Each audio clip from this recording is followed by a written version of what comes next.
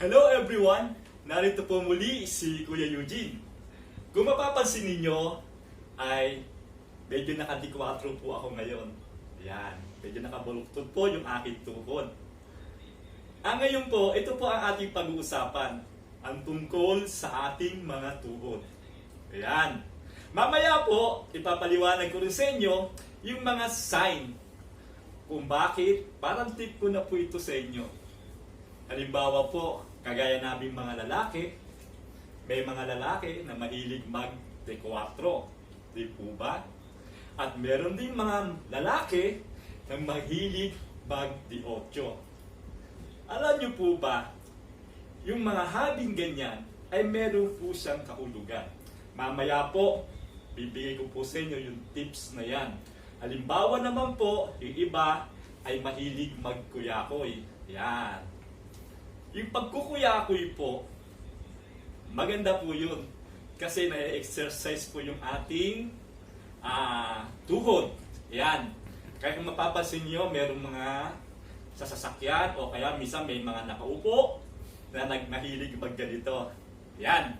Tapos iba naman po ay mahilig magganyan. Ayan. May mga bagay po na ginagawa yan at nagiging hobby ng bawat isang tao, ng kalalakihan o ng kababaihan. Okay, dito tayo sa tuhod. Kasi ang sabi ng iba, kapag binaluktot natin ang ating tuhod, kung ito ay masakit, ay mawawala po ito. Totoo po ba yun? Okay, ayon po sa aking mahabang karanasan na sa ganitong trabaho bilang physical therapy, ako po ay nagsimula noong 1985 pa po.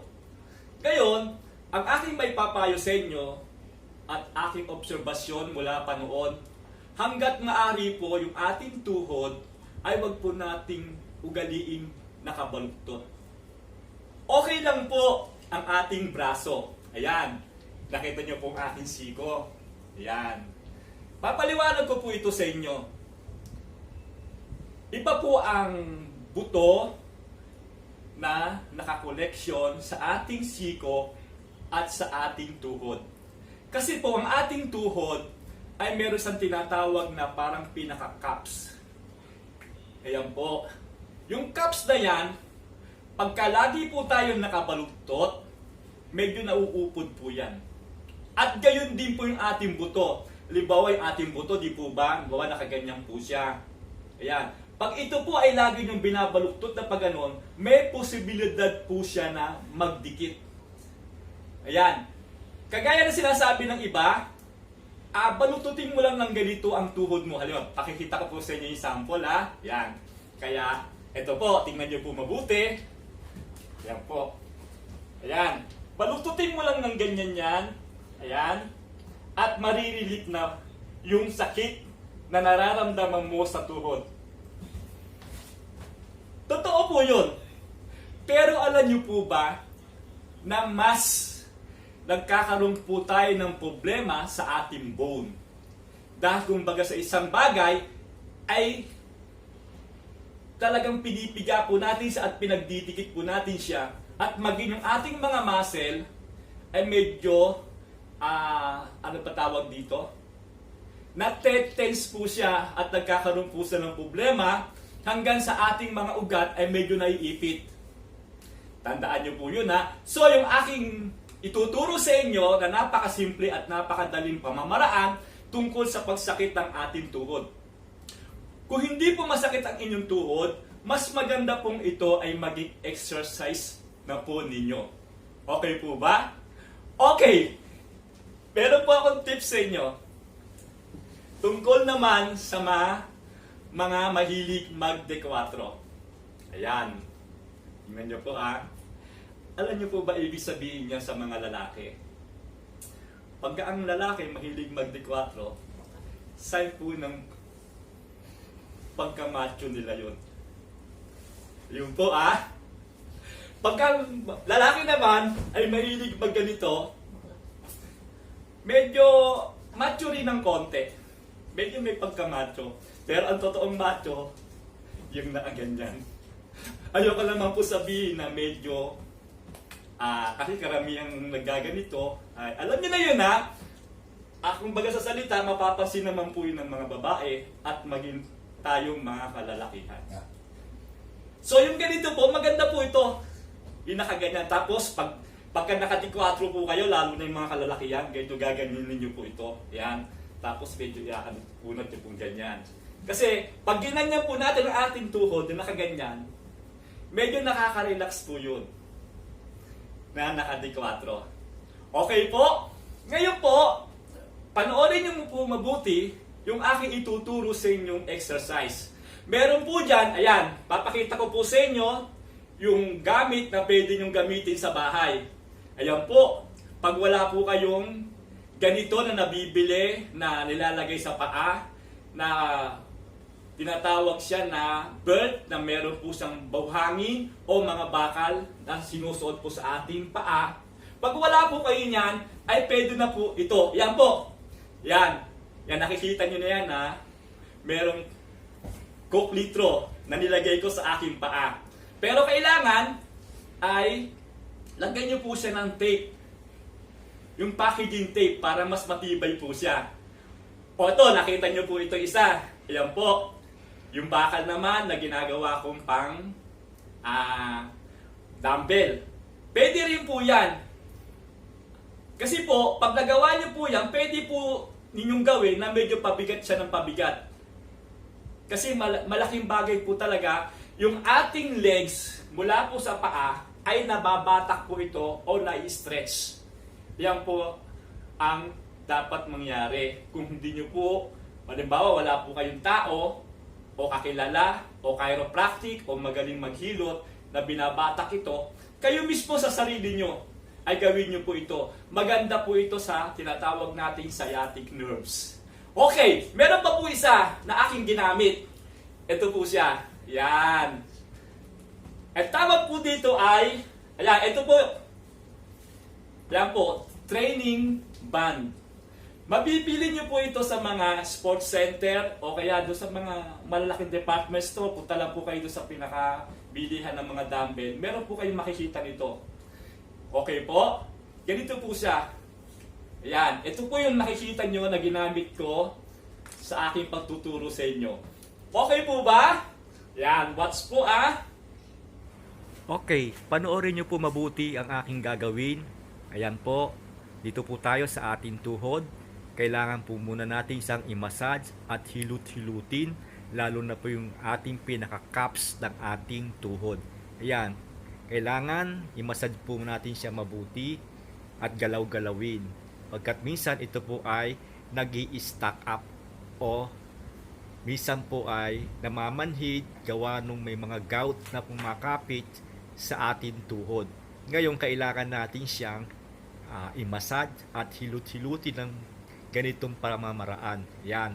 At mamaya po, ituturo ko sa inyo kung paano natin sa i-stretching o i-exercise. Yan na, tingnan nyo po mabuti ang aking ginagawa ng aking mga kamay.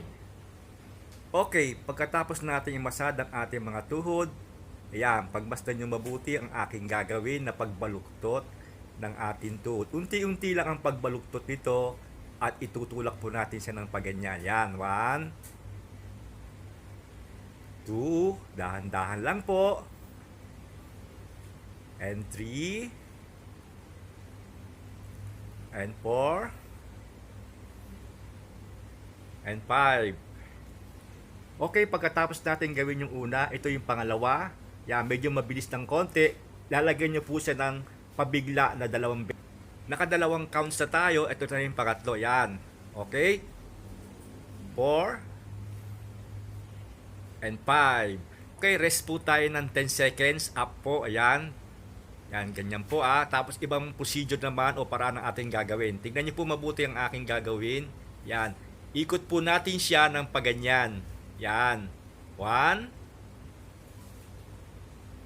and 2. Yan, ganyan po, no?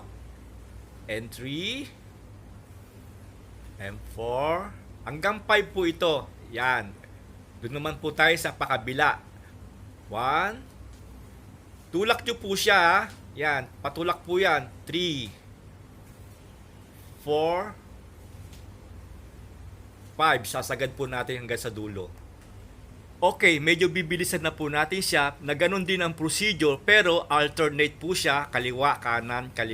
Yan, 1, 2, 3, 4, 5, 6, 7, 8, 9, 10. Ayan, ganyan lang po kadali ang ating gagawin. Ngayon, dito naman tayo sa panibago. Ayan, pagbastan nyo po mabuti ang aking mga paa. Ito po, no? Ayan po yung pinakadingding. Sasandal po tayo dyan. Mamaya, hindi pwede, hindi tayo nakasandal dahil baka po tayo matumba. Ayan, tignan nyo po mabuti ang aking mga kamay. Ito po, yung aking kanan ay nakakapit sa aking kabilang gilid at itong aking kaliwa ay nakatukod sa pinaka parang aparador o yan yung pinaka parang pader. Tapos yung aking paa, yan, tignan nyo po mabuti. Ikukuyakoy po natin siya paroot at parito. Yan, tignan nyo mabuti ang aking ginagawa. Yan. Alam nyo po ba kung bakit? Para po siya, ma-stretch po siya. Yan, tignan nyo po mabuti. Ganyan lang po kasimple. Yan, paulit-ulit lang po ang inyong gagawin para sa ganon ay ma-stretch po siya. Hindi lang po yung ating tuhod, maging yung ating pinakahita. Yan. Tapos lalagyan nyo po siya ng parang jerking na gumagalaw po. Tignan nyo po mabuti yung aking paa.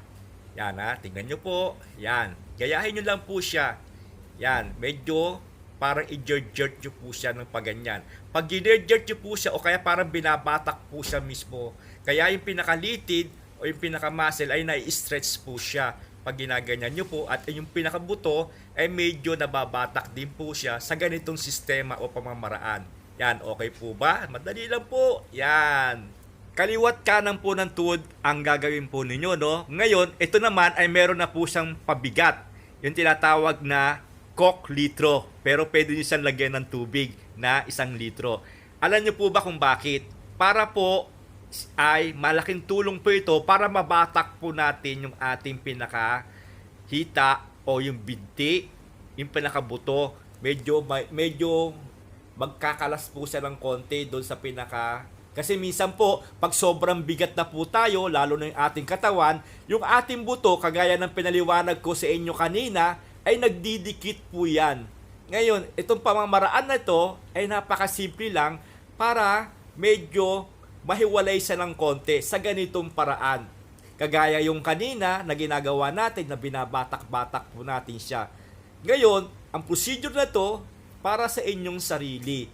Kung walang magbabatak sa inyo, na kagaya ng ipinakita ko sa inyo sa iba kong vlog, dapat po talaga binabatak ang ating legs. Mula paa hanggang legs po siya. Napakalaking ginhawa po yun. Pero pag wala naman po, ito po ang pinakamabilis na at madaling procedure, pamamaraan na pwede nyong gawin para sa inyong sarili. Ayan, sanayin nyo po. Ayan, may jerking na po siya. Dahil nagawa po natin yung una na wala po tayong nakalagay na pabigat. Ngayon, kaya natin nilagyan siya para ma-timing po natin sa mabuti kung paano ating gagawin. Ayan po, tingnan niyo po mabuti. Madali lang po, di po ba? Ayan, kung inyong napansin ay bakal na ang akin nilagay, yung aking ginagamit na pang-dumbbell.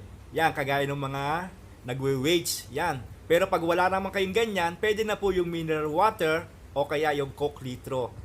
Napakasimple lang po at madali lang po natin yung magagawa. Hindi na natin kailangan kung wala talaga kayong pambili na kagaya ng aking ipinakita sa inyo sa picture kanina na dapat meron po talaga tayong ganon. Pero okay na po ito. Para-paraan lang po ang ating kailangan para magawa po natin na isang bagay na pwede namang gawin. Packaging tape po ang inyong dapat ilagay, wag po yung tali, dahil mas maganda po yung gamitin. Okay? Ito naman po yung pinapakita ko sa inyo na pwede nyong bilhin sa mga sports center o yung mga bilihan ng mga ginagawang pang-gym. Yan. Kung wala po kayong ganitong goma, pwede na po yung interior ng gulong. Ayan, tignan nyo po aking gagawin, no? Papaliwanag ko po sa inyo mabuti kung bakit ko hinihila kung papaano. Okay po? Ang rubber na ito ay ang magi-stretch mismo o maghihila yung ating mismong paa. Pero kailangan hihigitin ito ng ating mga kamay. Yung eksakto lang na talagang mahihila niya, na mararamdaman natin na talagang nai-stretch yung ating muscle. Dahil pag na-stretch yung ating muscle, ay gayon din po yung ating ugat ay nai-stretch din po siya. Yan, ganyan po ang gagawin nyo. Yan, nakakontrol lang po yung ating kamay habang yung ating paa ay kumikilos ng paganyan. Yan, tingnan nyo po mabuti, bilang po kayo ng hanggang 10. Yan, okay po. Yan, madali lang po, di po ba? Relax lang po. Yan, okay. Kagaya ng aking ipinaliwanag sa inyo kanina, mas maganda pong ini-stretch ang ating tuhod kaysa ibinabaluktot. Marahil naintindihan nyo na kung bakit kailangan natin siyang mas gawing stretch siya kaysa baluktutin natin siya na nakapirme. Okay po, ayan. Dito naman po tayo sa ganyang medyo taas na po natin siya, pero kailangan hihigitin natin yung ating goma na eksakto lang po doon para maitaas natin siya ng paganyan. Yan, ganyan lang po. Yan, tingnan niyo po mabuti. Medyo nakataas na po siya, no? Maganda po yan. Talagang mababatak po siya. Mamaya po, itataas pa po natin siya sa bandang pinaka gitna niya. Gawin nyo na rin po ang pamamaraan na ito kahit hindi po masakit ang inyong tuhod. Maganda po itong exercise para sa ating mga tuhod mula paa hanggang hita.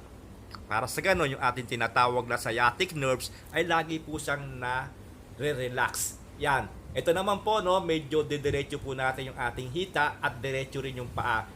At hihigitin din po natin yan. Hinihigit ko po yung goma, di po ba? Para mas maayos po siya at magkaroon po siya ng mas matinding pressure. At medyo mabigat po yun. Sa madaling salita, medyo pabigat ng pabigat yung ating pag-stretch sa ating paa. Yan. Ganyan po, no? Kaliwat kanan nyo po ito gagawin hanggat maaari. Yan. Napakasimple lang po. Basta po, pag in-stretch nyo po siya, 1 to 10 sa bawat parte o pagtaas at pagbaba. Halimbawa, itataas nyo siya ng konti. Ganon din ang bilang niya o ang kanyang counts. Okay po ba? Yan. Tingnan nyo po ulit itong aking pinakahuli na gagawin. Yan. Medyo nilarguahan ko na o niluwagan ko yung goma. Mamaya po, yan. Unti-unti papakita ko sa inyo na binabata ko po siya papalapit sa akin. Yan. Ganyan po, no? Ang gagawin ninyo hanggang sa lumapit siya. Yan. Bababa ko po siya uli para makita nyo po. Yan. Ito po yung pinakahuli na ating gagawin. Yan. Pagmasdan nyo, yan. Yan na. O, ayan po. Babatakin nyo yung goma at tataas na maunti-unti yung paa dahil binabatak po natin yung goma na nakasabit sa ating paa. Okay? Isa pa uli. Yan. Hanggang 10 rin po to, ha, pag ginawa nyo po siya. Okay po? Yan. Good. Very good po, no? Basta ganyan po. Mapakadali lang po, di po ba? Okay po?